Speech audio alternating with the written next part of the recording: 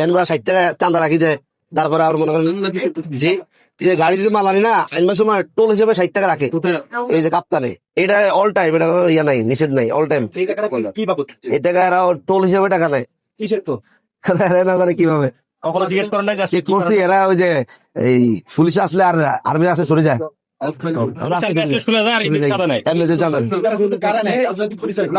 আচ্ছা আচ্ছা, কোন রাজনৈতিক পরিচয় আছে না? রাজনৈতিক পরিচিতি হিসেবে নেয়। আমরা এখন নাম কি জিজ্ঞাসা করি, শুধু যাই আর টাকা রাখি দেয়, না দিলে ব্যান রাখি দেয়, খারাপ ব্যান তারা করে রাখি দেয়।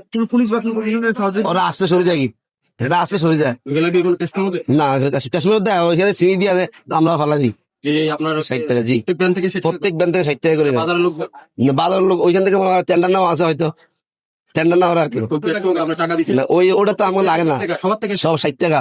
আবার 40 টাকা আমরা যারা পায়ে চালাই না ওখানে 40 নেয়, যারা অটো দিয়ে আনে তার কাছে 60 টাকা।